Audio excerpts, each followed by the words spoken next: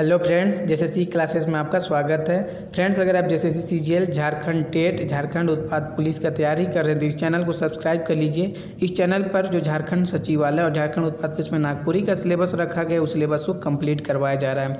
आज के लेक्चर में हम लोग सर्वनाम के बारे में पढ़ेंगे। ठीक है, सर्वनाम के बारे में हम लोग बहुत डिटेल में पढ़ने वाले हैं। एक एक चीज़ को मैंने अपने हाथ से बनाया है एकदम सरल शब्दों में, जिससे कि आपको समझ में आए। और मैंने 20 क्वेश्चन भी MCQ सेट किया। ठीक है, तो आप लोग MCQ भी लगाइए, प्रैक्टिस हो जाएगा। MCQ में मैं एक एक चीज़ को भी क्लियर कर दूंगा।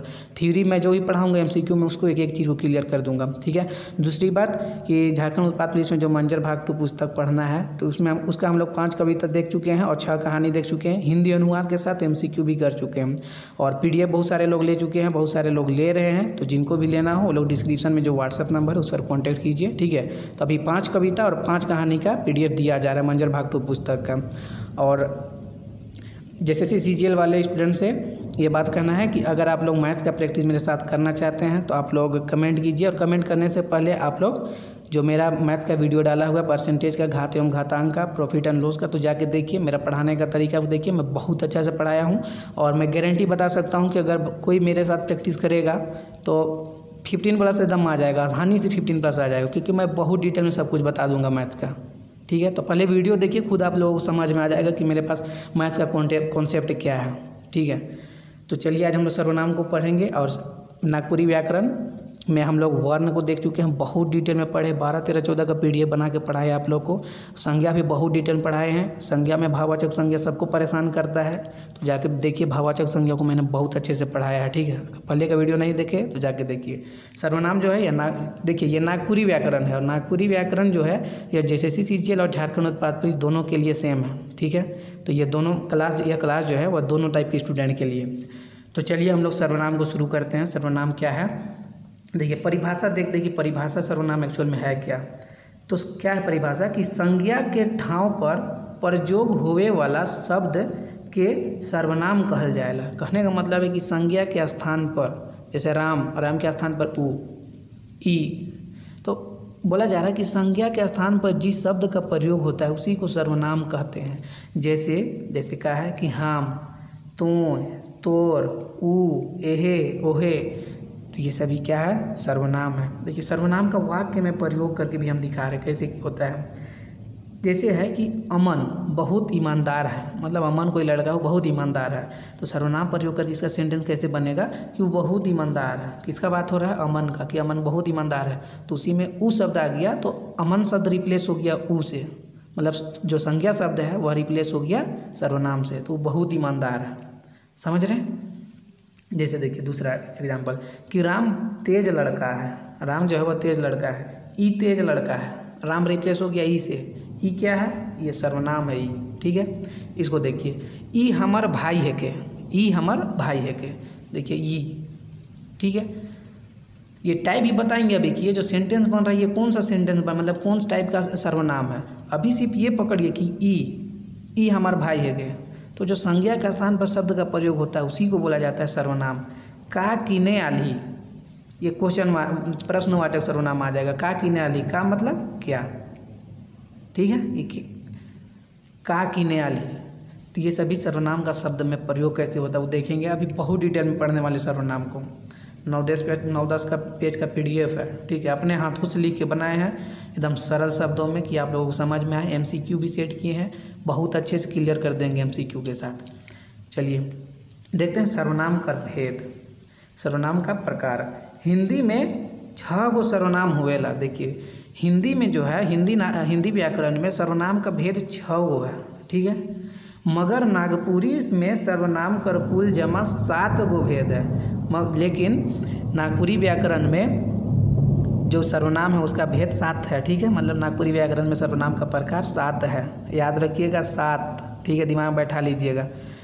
और फ्रेंड्स थोड़ा सा आज नॉइज हो सकता है, नॉइज़ प्रॉब्लम, तो आप लोगों से माफ़ी चाहता हूँ, क्योंकि देखिए काफ़ी तेज़ बारिश भी हो रही है और बादल भी अपने चरम सीमा पर है ना, तो थोड़ा सा नॉइज हो सकता है, तो थोड़ा सा आज लोग एडजस्ट कीजिए आप। ठीक है,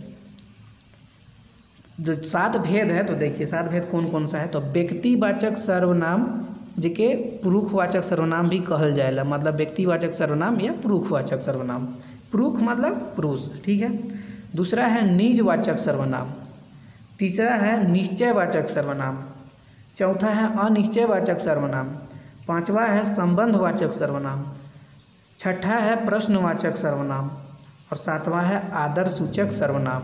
ठीक है, आदर्शसूचक सर्वनाम हिंदी में ये 6 होता है, ये 6 जो होता है ये हिंदी में होता है, लेकिन नागपुरी में 7 होता है। जो 7वां नंबर पर आप लोग देख रहे हैं आदरवाचक या आदर्शसूचक सर्वनाम, तो इसी को यही एक ज़्यादा होता है इसमें नागपुरी व्याकरण में। तो शायद प्रश्न बन जाए कि नीचे देवल में से, जैसे नागपुरी में क्वेश्चन बने, नीचे देवल में से कौन हिंदी मतलब हिंदी से ज़्यादा मतलब एक्स्ट्रा सर्वनाम नागपुरी करे के। तो आप लोगों को याद रखना पड़ेगा कि आदर्शसूचक या आदरवाचक सर्वनाम। ठीक है, चलिए अब हम लोग सब जितना भी प्रकार है उसको डिटेल में पढ़ेंगे। पहला है व्यक्तिवाचक, जिसको पुरुषवाचक सर्वनाम भी बोलते हैं। तो इसका डेफिनेशन क्या है, परिभाषा कि जे शब्द कोई व्यक्ति का नाम कर ठाव में प्रयोग करल जाएला, चाहे जे शब्द कोई बोले वाला, गौर कीजिएगा, बोले वाला, सुनने वाला या कोई दूसर कर बारे में बोलल जाए लागल है, सेकर बोध होवे ओहे शब्द के व्यक्तिवाचक सर्वनाम कहल जाएला। देखिए डेफिनेशन क्या है व्यक्तिवाचक सर्वनाम का, कि व्यक्तिवाचक सर्वनाम मतलब जो सर्वनाम शब्द जो किसी व्यक्ति के नाम के स्थान पर प्रयोग होता है, या कोई बोले वाला, कोई सुनने वाला या कोई तीसरका का बारे में बात हो रहा है, तो तीसरका का बोध कर रहा है जो शब्द, मतलब बोलवैया का, सुनवैया का या कोई तीसरका पर्सन का बोध कराए, तो उसी को बोला जाता है व्यक्तिवाचक सर्वनाम। और व्यक्तिवाचक सर्वनाम का देखिए शब्द जैसे सेंटेंस में कैसे प्रयोग होता है। वो बहुत अच्छा लड़का है, वो मान लीजिए क्वेश्चन नहीं, मतलब एक सेंटेंस है, राम बहुत अच्छा लड़का है, लेकिन सर्वनाम में उसी को कैसे लिखा जाएगा कि वो बहुत अच्छा लड़का है। ठीक है, राम तो संज्ञा है, तो संज्ञा के स्थान पर क्या है कि व्यक्ति का नाम के स्थान पर क्या आ जा रहा है, ऊ आ जा रहा है। ऊ क्या है, तो ऊ है व्यक्तिवाचक संज्ञा। ठीक है, व्यक्तिवाचक सर्वनाम। तुएं सुंदर दिशत ही, तो इसमें तुएं जो है ये क्या है, तो यह भी व्यक्तिवाचक, तुएं किसी पर्सन का बात हो रहा है, तुएं बहुत सुंदर है। तीसरा है हमर एगो भाई है, अपना का बात हो रहा है कि मेरा एक भाई है, तो इसमें हमर क्या है, तो ये सभी व्यक्तिवाचक सर्वनाम है। जो कभी नागपुरी नहीं पढ़े हैं तो वो लोग इस चीज़ को देख लीजिए। ऊ का मतलब क्या है, वह, तुएं का मतलब क्या है, तुम, और हमर का मतलब क्या है, मेरा। जो नागपुरी कभी यूज नहीं किए ना, कभी नहीं पढ़े हैं, तो लोग दिमाग बैठाते जाइए। ऊ मतलब वह, तुएं मतलब तुम, हमर मतलब मेरा। अब देखिए आगे, इतना डिटेल में कोई नहीं पढ़ाएगा, गारंटी बता रहे हैं। देखिए पुरुषवाचक सर्वनाम 3 वर्ण कर होवेला। वर्ण मतलब प्रकार, मतलब 3 भेद होता है पुरुषवाचक सर्वनाम का। एक होता है उत्तम पुरुष, एक होता है मध्यम पुरुष और एक होता है अन्य पुरुष। और अन्य पुरुष को ही तीसरा पुरुष बोला जाता है, मतलब पुरुष बोला जाता है। ठीक है, देखिए उत्तम पुरुष क्या होता है कि बोले वाला या लिखे वाला कर लिए उत्तम पुरुष कर प्रयोग होवेला। मतलब उत्तम पुरुष मतलब जो बोल रहा है या जो लिख रहा है, जैसे हम बोल रहे हैं अभी या हम लिख रहे हैं इसमें मोबाइल में, तो ये क्या है कि ये उत्तम पुरुष, मतलब उत्तम पुरुष का मतलब है कि बोलने वाला या लिखने वाला के लिए प्रयोग होता है। जैसे क्या क्या है उत्तम पुरुष कि हम, जैसे हम अपना बात कर रहे हैं, ठीक है, हमर, मोए, हमिन, मतलब जो बोल रहा है या जो लिख रहा है उसके लिए जिन शब्दों का प्रयोग होता है तो उन्हीं शब्दों को बोला जाता है उत्तम पुरुष। जैसे हम तुमनी के पढ़ाती, हम तुम लोगों को पढ़ा रहे हैं, ऐसे हो रहा है ना। इसमें जो हम शब्द या नागपुरी में हम शब्द आ रहा है वो क्या है, तो यही हम शब्द है उत्तम पुरुष। ठीक है, उत्तम पुरुष। हमर एक घर है, इसमें मोए, ठीक है। हमीन मतलब हम लोग। जैसे एग्जाम्पल देखिए क्या है कि मोए JPSC पास कर गेलो। मोए मतलब मैं, तो मैं JPSC पास कर गया, मतलब जो बोल रहा है तो उसी के बारे में बखान हो रहा है। जैसे हम अपना बात बता रहे हैं कि मैं JPSC पास कर गया, मतलब हम JPSC पास कर गए। ठीक है, तो जो बोल रहा है उसके लिए जो शब्द का प्रयोग होता है तो उसी को बोला जाता है उत्तम पुरुष। आई होप कि आप लोग समझ में आ गया होगा। अब मध्यम पुरुष क्या होता है, देखिए मध्यम पुरुष कि सुने वाला कर ले मध्यम पुरुष कर प्रयोग होवेला। अब हम जिसको बता रहे हैं, जो मेरा बातों को सुन रहा है, तो उसके लिए जिन शब्दों का प्रयोग होगा तो उन्हीं शब्दों को बोला जाता है मध्यम पुरुष। जैसे तोय, तोर, तोहर, ठीक है, ये सभी क्या है तो मध्यम पुरुष। जैसे हम मेरे सामने कोई है, उसको बता रहे हैं कि तुम्हारा शर्ट बहुत सुंदर लग रहा है, ठीक है, तुम्हारी एक बहन है, तुम्हारा एक भाई है, तुम्हारा हेयर स्टाइल बहुत खूबसूरत है। तो जो सुन रहा है, तो जो सुन रहा है उसके लिए जो शब्दों का प्रयोग होता है तो उन्हीं को बोला जाता है मध्यम पुरुष। जैसे तो कहाँ जातीस, जो सुन रहा है तो मतलब तुम कहाँ जा रहे हो, ठीक है। तो इसका शब्द का ये जो मध्यम पुरुष है तो उसका सेंटेंस में कैसे प्रयोग होता है वो भी दिखा देते हैं आप लोगों को। जैसे देखिए कि तोर भाई कहाँ गेलो, कोई मेरा सामने है उसको हम बोल रहे हैं कि तोर भाई कहाँ गेलो, मतलब जो सुन रहा है उसके लिए हम कौन सा यूज कर रहे हैं, कौन सा वर्ड, तो तोर वर्ड यूज कर रहे हैं। और तोर वर्ड क्या हो जाएगा, तोर शब्द क्या होगा, तो यह मध्यम पुरुष होगा, ठीक है। जैसे देखिए तो आबे हमर घर, सामने वाला जो है जिसको हम जो सुन रहे हैं मेरा बात उसको हम बोल रहे हैं कि तो आबे हमर, मतलब तू मेरा घर आना। तो इसमें तो क्या आ जाएगा, ये क्या आ जाएगा, तो यह मध्यम पुरुष आएगा क्योंकि वह मेरा बात को सुन रहा है जिसको हम बोल रहे हैं। तीसरा है कि राउरे मन खाना खाए जावा, मतलब कोई सामने है 2-3 को या कोई है तो उसी को बोल रहे राउरे मन, मतलब कोई एक पर्सन भी हो सकता है क्योंकि राउरे मन आदर्श सूचक होता है, ठीक है। राउरे मन जो है ये आदर्श सूचक होता है, पढ़ाएंगे आगे डिटेल में। तो कोई सामने है उसको बोल रहे हैं कि खाना खाए कब जावा, ठीक है। तो ये राउरे मन जो शब्द है यह क्या आ जाएगा, यह मध्यम पुरुष आएगा। तो ये जो हिंदी वाले हैं जो कभी नागपुरी नहीं पढ़े उनके लिए भी मैं आसान कर दे रहा हूँ। तुम मतलब तोय, ठीक है। तोर मतलब तुम्हारा, आपका। राउरे मन मतलब तुम लोग, आप लोग, ठीक है। तो याद रखिएगा। चलिए अब जो अन्य पुरुष है, तीसरा पुरुष, उसको देखिए। अन्य पुरुष तीसरा पुरुष जे शब्द कर प्रयोग तीसरका व्यक्ति कर ले होएला, मतलब कोई शब्द का प्रयोग कोई तीसरा पर्सन के लिए होता है तो उसी को बोला जाता है, उस शब्द को क्या बोला जाता है, तो तीसरा पुरुष या अन्य पुरुष बोला जाता है। जैसे क्या है, ऊ, उकर, ई, वे, मतलब कोई पर्सन, थर्ड पर्सन के बारे में हम लोग बात करें जो हम लोगों का बातों को नहीं सुन रहा है। कोई मेरा सामने उसको हम बता रहे हैं कि वो राम कर भाई है के, मतलब कोई तीसरा आदमी है उसका बारे में बात हो रहा है तो उसके लिए तीसरका पुरुष, मतलब जिन शब्दों का प्रयोग होता है तो उन्हीं शब्दों को बोला जाता है तीसरका पुरुष या तीसरा पुरुष सर्वनाम, व्यक्तिवाचक सर्वनाम। क्योंकि ये जो हम देख रहे हैं हम लोग कि तीसरा पुरुष या मध्यम पुरुष, उत्तम पुरुष, ये सभी किसका प्रकार है, तो ये व्यक्तिवाचक सर्वनाम का ही प्रकार है ना। देखिए शब्द में यहाँ सेंटेंस में प्रयोग देखिए कि वो राजू है के, मतलब कोई है तीसरा पर्सन उसका बारे में हम किसी को बता रहे हैं कि वो राजू है के, तो वो जो शब्द आया क्या है, यह तीसरा पुरुष है। उकर भाई रांची जात हो, उकर भाई रांची जात हो, कोई पर्सन है जिसका बारे में हम किसी को बता रहे हैं कि उसका भाई है जो रांची जा रहा है, ठीक है। तो उकर क्या है, तो उकर आ जाएगा तीसरा पुरुष में, ठीक है, अन्य पुरुष में। उकर याद रखिएगा, उकर मतलब उसका, जो हिंदी वाले हैं। चलिए हम लोग पढ़ते हैं अब निश्चयवाचक सर्वनाम। फ्रेंड्स अगर आप लोगों को वीडियो अच्छा लग रहा है, अगर मैं आप लोगों को अच्छे समझा पा रहा हूँ तो आप लोग वीडियो को लाइक कीजिए, चैनल को सब्सक्राइब कीजिए और ज़्यादा से ज़्यादा लोगों तक पहुँचाइए वीडियो को, ठीक है।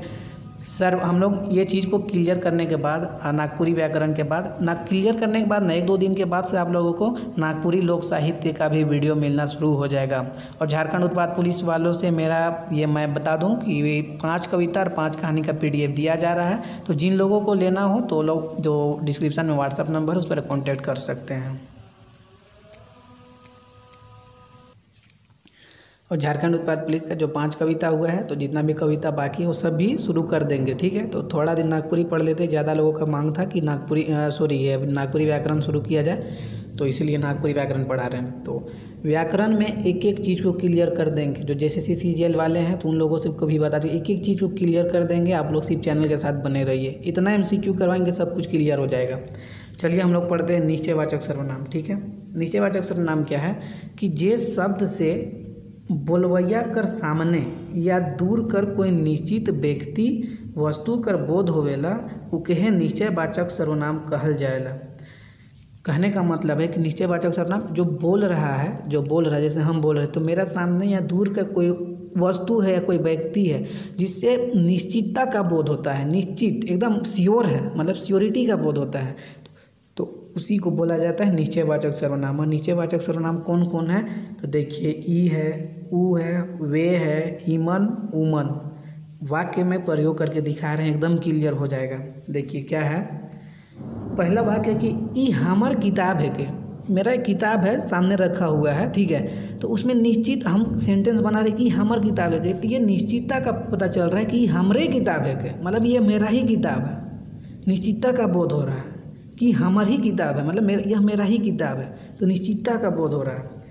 देखिए ऊ राम कर भाई है के, मतलब एक पर्सन, मेरा सेंटेंस क्या बन रहा है, ऊ राम कर भाई है, ठीक है। तो हम खुद से सोच रहे हैं कि ऊ राम कर भाई है, या मेरा सामने कोई बंदा है उसको हम बता रहे हैं कि ऊ राम कर भाई है। कौन? जिसको हम देख रहे हैं, और जिसको देख रहे हैं वो राम का भाई है, निश्चितता का पता चल रहा है कि वो राम का भाई है, जान रहे हैं, वो एकदम श्योर है हम कि वो राम का भाई है। तो क्लियरिटी आ रहा होगा, ठीक है। ये तीसरा देखते कि वो उकर झोला है, कि एक झोला है तो पता चल रहा है कि वो किसका है, हम जान रहे हैं कि उकर है का, उसका है। कोई पर्सन है एक तो जिसका झोला है तो हम जान रहे हैं कि उसका झोला है, निश्चितता का पता चलता है। देखिए जो हिंदी वाले हैं ई मतलब यह याद रखिएगा, ठीक है। तो निश्चयवाचक भी हो गया। आई होप कि मैं बहुत अच्छे समझाया आप लोग को। चलिए आगे देखते हैं अनिश्चयवाचक सर्वनाम। जोन सर्वनाम शब्द से कोनो निश्चित वस्तु व्यक्ति कर बोध नहीं होवेला उके अनिश्चयवाचक सर्वनाम कहल जाएगा। मतलब निश्चितता का बोध नहीं होता है। सेंटेंस आप खुद से क्रिएट कीजिएगा, आप खुद से फिल कीजिएगा तो मतलब निश्चितता का पता नहीं चलेगा, ठीक है। एग्जाम में भी आपको अच्छे से सोच के ही कोई भी टिक करना है ऑप्शन को, ठीक है। अगर सर्वनाम से रिलेटेड क्वेश्चन आता है तो क्वेश्चन तो बनना ही है।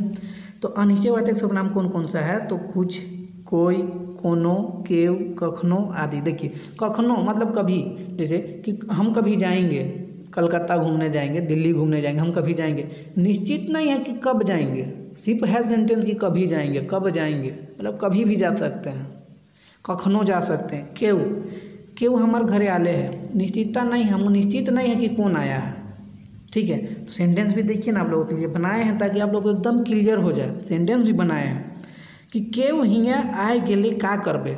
कोई आदमी है, दो आदमी है, कुछ काम कर रहा है तो एक बोल रहा है कि केव हियाँ आए गेले का कर, मतलब कोई यहाँ आ गया तो क्या करोगे। पता नहीं है कि कोई, केव मतलब कोई आ गया तो पता नहीं है कौन आएगा, राम आएगा, मोहन आएगा, माँ आएगा, माँ आएगी, बाप आएगा, क्या कौन आएगा पता नहीं है। कोई केव आ गेले मतलब क्या करबे। देखिए दूसरा सेंटेंस क्या है कि वो कोनो नहीं ले लो।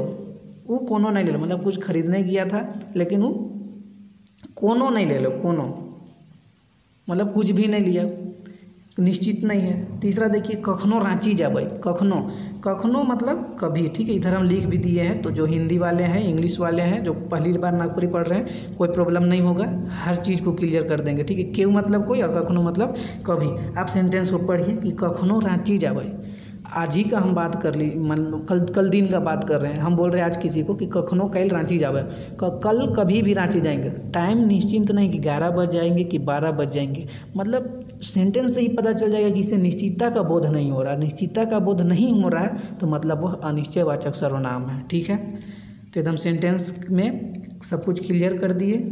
अब देखिए निजवाचक सर्वनाम। निजवाचक सर्वनाम क्या है कि जे सर्वनाम शब्द से तीनों पुरुष मतलब उत्तम पुरुष, मध्यम पुरुष, तीसरका पुरुष, जो व्यक्तिवाचक सर्वनाम का जो 3 भेद पढ़ा है उसका हो रहा है कि जे सर्वनाम शब्द से तीनों पुरुष, उत्तम पुरुष, मध्यम पुरुष, तीसरका पुरुष में निजता या खुद कर बोध होवेला उके निजवाचक सर्वनाम कहल जाएगा। मतलब कि जिससे खुद का बोध होता है, अपने आप का बोध होता है, उसी को बोला जाता है निजवाचक सर्वनाम।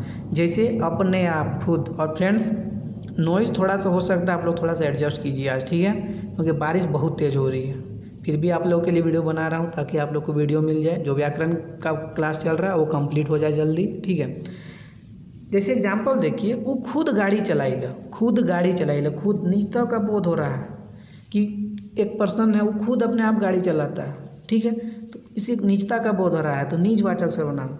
दूसरा देखिए वो अपन मेहनत से नौकरी पाले, अपन मेहनत, अपन, ठीक है, मतलब घूस दे के नौकरी नहीं ले लिया, अपन मेहनत से मतलब अपना मेहनत से नौकरी पाया है तो अपन ये निजता का बोध हो रहा है।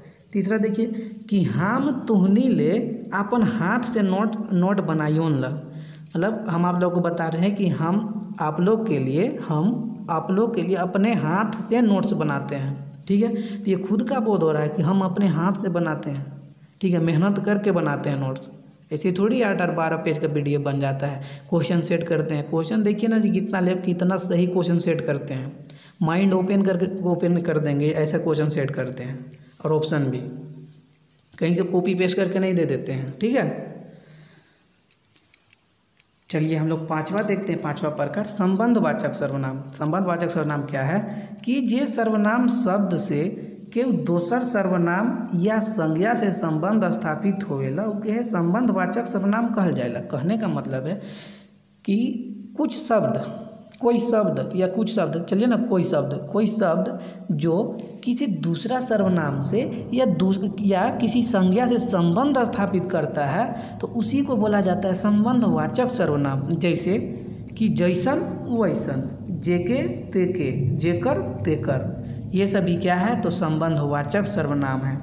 एग्जाम्पल ये सभी है संबंधवाचक सर्वनाम का कि जैसन वैसन, जेके तेके, जेकर तेकर आदि। लेकिन इसको आप लोग सेंटेंस में देखिए, वाक्य में देखिए कि कैसे इसका प्रयोग करेंगे। देखिए कि जे बिहान उठी सेहे JSSC नौकरी पावे। अब यहाँ JSSC में झारखंड उत्पाद पुलिस भी हो सकता है या सचिवालय भी हो सकता है, ठीक है। तो जे बिहान उठी मतलब जो सुबह जल्दी उठेगा, सेहे मतलब उसी का बात हो रहा है कि वही JSSC नौकरी पावी। तो ये और ये क्या है, ये दोनों जो है ये संबंधवाचक सर्वनाम है। संबंध बता रहा है, दो चीज़ में ये संबंध जोड़ रहा है, बिहान में और नौकरी में संबंध बना रहा है, ठीक है। ये दोनों कि जे से है। दूसरा एग्जाम्पल देखिए कि जैसन अच्छा से पढ़त ही वैसने पढ़त रह, तभे तो JSSC निकलत हो, है ना।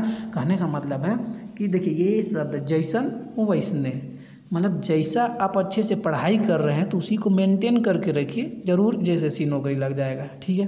तो जैसन वैसन ये दोनों, दो अच्छा से पढ़त ही और ये वैसने पढ़त रही, दोनों के बीच में संबंध जोड़ रहा है, ठीक है। चलिए अब हम लोग प्रश्नवाचक सर्वनाम देखते हैं। प्रश्नवाचक सर्वनाम क्या है कि कौन पूछे ले जे सर्वनाम, अच्छा कोनो होगा यहाँ, ठीक है। ये कोनो कर लीजिएगा। कोनो मतलब कुछ भी चीज़ पूछने के लिए जे सर्वनाम शब्द से प्रयोग होगा, मतलब जिसे प्रश्न क्रिएट करते हैं, प्रश्न बनाते हैं, उसी को बोला जाता है प्रश्नवाचक सर्वनाम, ठीक है। जैसे कौन मतलब कौन, कैसे, ठीक है, कैसे समझ ही रहे, कहाँ आप लोग जान ही रहे, ठीक है। जैसे एग्जाम्पल देखिए कि केकर घर जाती ही, हम पूछ रहे किसी को कि केकर जाते, उसे क्वेश्चन कर रहे हैं कि केकर मतलब किसका, केकर मतलब किसका, कि किसका घर जाती। दूसरा देखिए कखन आबे, कखन मतलब कब, तो कब आबे, हम किसी को बोल रहे हैं कि कब आबे मतलब कब आओगे। तीसरा देखिए कौन है कौ, मतलब हम किसी से पूछ रहे हैं किसी के बारे में कि वो कौन है, कौन है कौ मतलब है, ठीक है, इसका मतलब कौन है कौ मतलब कौन है ना। तो क्लियर हो रहा होगा सब कुछ, बहुत डिटेल में पढ़ा रहे हैं और MCQ में तो एकदम बहुत ज़्यादा क्लियर हो जाएगा। आप लोग सिर्फ चाहे वीडियो को अंत तक देखिए, सब क्लियर हो जाएगा। देखिए सातवां देखते हैं हम लोग, आदर्श सूचक सर्वनाम, ठीक है। तो यह सर्वनाम, यह मतलब यही सर्वनाम, ठीक है। यह सर्वनाम नागपुरी व्याकरण में हिंदी व्याकरण से बगरा है, मतलब ज़्यादा है। हिंदी व्याकरण में सर्वनाम कै गो है, 6 गो है, लेकिन नागपुरी व्याकरण में 7 गो है। और 7वां कौन सा है, तो आदर्श सूचक सर्वनाम। जो आदर्श सूचक सर्वनाम है वही नागपुरी में अधिक है। जे सर्वनाम शब्द से आदर सम्मान कर बोध होवेला उके है आदर्श सूचक सर्वनाम कहल जाएला। मतलब आदर्श सूचक सर्वनाम जो शब्द, कोई भी शब्द जिसे कि आदर या सम्मान का मतलब रिस्पेक्ट का बात हो, उसका भाव का पता चले, तो उसी शब्द को बोला जाता है आदर्श सूचक सर्वनाम। जैसे राउरे, अपने, ठीक है, राउरे, ठीक है, अपने, राउरे मतलब आपका, ठीक है, अपने मतलब आपने, ठीक है, आप, तो ये हो रहा है। इसका उदाहरण देखते हैं कि राउरे मन कहाँ जा रही, राउरे मन मतलब आप लोग कहाँ गए थे, कहाँ जा रही, आप लोग कहाँ गए थे। दूसरा देखते हैं कि अपने कखन आली मतलब आप कब आए, कखन मतलब कब, ठीक है। तो जो हिंदी वाले हैं उन लोगों के लिए भी सब कुछ बताते जा रहे हैं ताकि कोई भी दिक्कत ना हो। अपने कखन आली मतलब आप कब आए, है ना। तो आई होप कि मैं बहुत अच्छे से पढ़ा रहा हूँ, बहुत डिटेल। देखिए अपने हाथ से PDF बनाए हैं लिख के, ठीक है। तो बहुत डिटेल में हर एक चीज़ को यहाँ पे इंक्लूड किए हैं ताकि कोई भी प्रश्न बनता है तो आप लोग से नहीं छूटना चाहिए। ये देखिए कि आदर्श सूचक सर्वनाम में क्रिया बहुवचन में बदल जाएगा, ठीक है, लेकिन अर्थ नहीं बदलेगा। जो आदर्श सूचक सर्वनाम होता है उसमें जो क्रिया होता है ना, क्रिया वो बहुवचन में बदल जाता है, लेकिन अर्थ नहीं बदलता है। अब हम लोग देखते हैं MCQ प्रश्न उत्तर। और फ्रेंड्स जो आप लोग वीडियो देख रहे हैं ये झारखंड नागपुरी व्याकरण है, ठीक है। तो नागपुरी व्याकरण जो झारखंड उत्पाद पुलिस के लिए और JSSC CGL दोनों के लिए सेम है, जो नागपुरी व्याकरण है दोनों के लिए सेम है। तो ये दोनों स्टूडेंट के लिए काफ़ी हेल्पफुल है और मैं बहुत डिटेल में पढ़ा रहा हूँ और एक एक चीज़ को क्लियर करते जा रहा हूँ। पहले का वीडियो नहीं देखे जाके देखिए, वर्ण को जाके देखिए, संज्ञा को जाके देखिए, बहुत डिटेल में पढ़ा है। वर्ण को तो 12 पेज में पढ़ा है, बहुत डिटेल में पढ़ा है। संज्ञा भी बहुत डिटेल में पढ़ा है, इतना डिटेल में कोई नहीं पढ़ाएगा, मैं गारंटी बता रहा हूँ। भाववाचक सर्वनाम में जो भाववाचक संज्ञा होता है उसमें बहुत लोगों को दिक्कत होता है, मैंने देखा है, मेरे साथ बहुत लोग पढ़ते तो बहुत दिक्कत होता है उन लोग। मैं बहुत अच्छे से क्लियर किया हूँ, जाके देखिए वीडियो को, ठीक है। अब हम लोग MCQ प्रश्न उत्तर करते हैं और अगर वीडियो अच्छा लगा हो तो आप लोग चैनल को जरूर सब्सक्राइब कीजिए, वीडियो को जरूर लाइक कीजिए, ठीक है।